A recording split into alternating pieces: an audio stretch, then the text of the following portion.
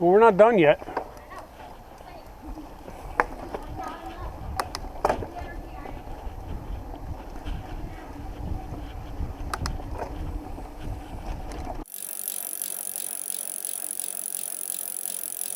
So I decided to do a little bit of a maintenance type video, pre-ride maintenance video.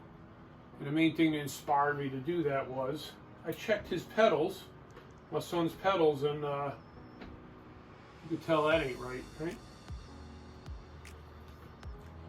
So everybody does these things their own way. This is the way I do it. I'm not saying any other way is wrong. This is just what works for me. So if something else, if you're doing it something different, a different way, and it's working for you, then keep doing it that way. This is just the way I've been doing it. So before I get into this though, you might notice I'm really wearing the wrong color shirt to be doing maintenance. But I wore this on purpose because if any of you guys know old motocross stuff, maybe you'll recognize this.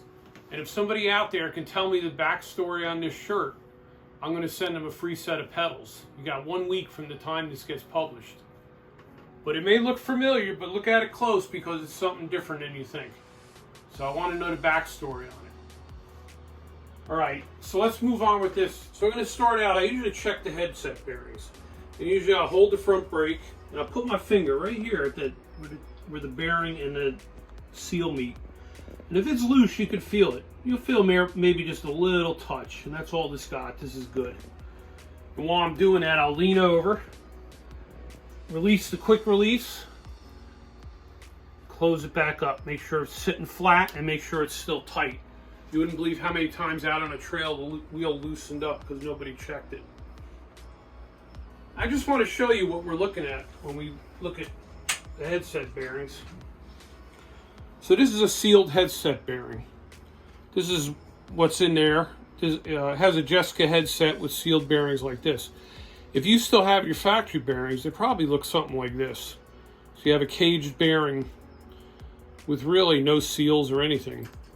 The one thing I'm going to suggest is, this isn't something for every ride, but take it apart, brand new bike, grease the bearings. Because usually they don't put hardly any grease on them. And if you try to take the play out with no grease, it's going to feel really rough and it's going to destroy the bearings. So it's something to keep in mind on a regular basis. All right. So we're going to look at the crank set here. We got a 1x IXF crank. And we're going to check these bolts in the center bolt. Now, I haven't checked it in a while, and I just had a problem on my Polygon where I hadn't checked it, and the little center cap broke, and the crank started walking off. So I have grease on the bolts. I did that when I put it together. So I'm actually going to loosen this up, make sure this isn't loose, which it was a little bit. And then I'm going to retighten them. Now the thing is, if you regularly check these bolts, you don't have to do all that. Problem is, I didn't recheck them when I should have. From now on, I'm going to be doing them every week. Because I almost lost my crank arm last week on my Polygon. Because the little center cap broke or fell off, and the crank arm started walking off.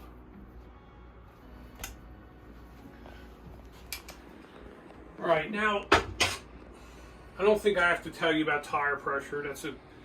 That's also a thing you're going to set just as a tuning method, and you're going to set it to whatever pressure you want. So I'm going to put this up on the stand now, and we're going to oil the chain. All right, so now we're talking about chain lube, and I know this is something controversial. Everybody feels a different way about it. I've been using this WD-40 bike chain lube lately. I've been trying that.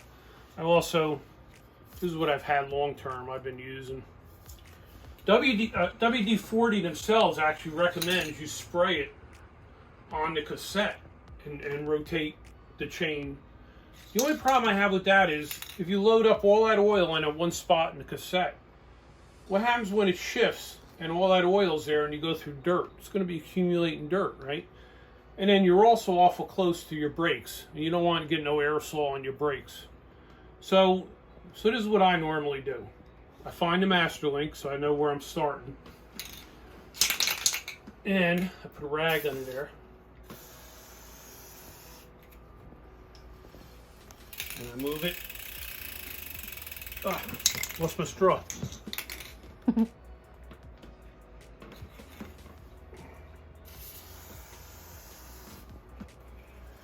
I move it.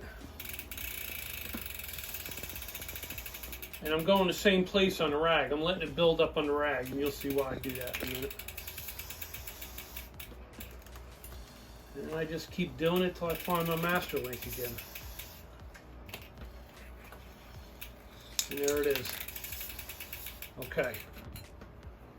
Then I just kind of grip the chain, wipe off the excess, wipe in the oil. Okay. And then I take the rag with the oil on it and I wipe off the fork tubes. I get the dirt off and it puts a little bit of film of oil on there. I think keeping the dirt from getting dragged into the seals kind of helps things. And that's basically it for the ride maintenance. I'm going to show you the pedals I got for them though. Same brand as we put on my Polygon last week. I'm not even going to try to say that name. But it's 3-bearing pedal. They're pretty light. I didn't weigh them though. Wonder what they weigh. Let's weigh it. Got to zero out.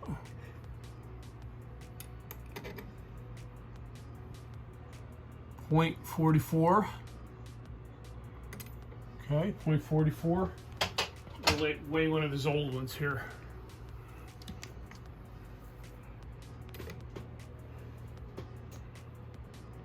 Oh no, the old one was lighter. Oh well. It don't spin. That's got to be worth something. So yeah, I'm going to put these on there for him. And I think he's going to appreciate the better performance out of it. So that's basically all I wanted to go over. Obviously, you can go even farther. You can look at the cables, look for any fraying. Anything like that you should be looking at kind of on a regular basis. But I kind of tried to condense it down into things I look at real quick before I go riding. So I hope this is beneficial to you in some way.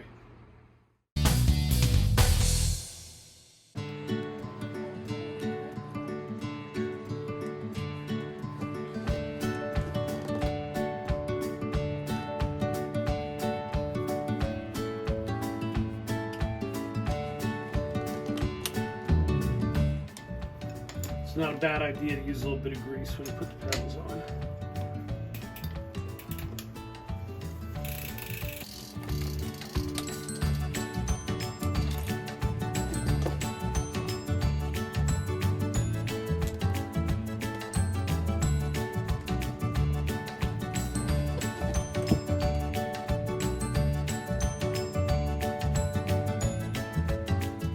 Also, if you wanted to, they got an Allen key opening. You go right through the crank arm with the Allen key. I like to use the wrench though.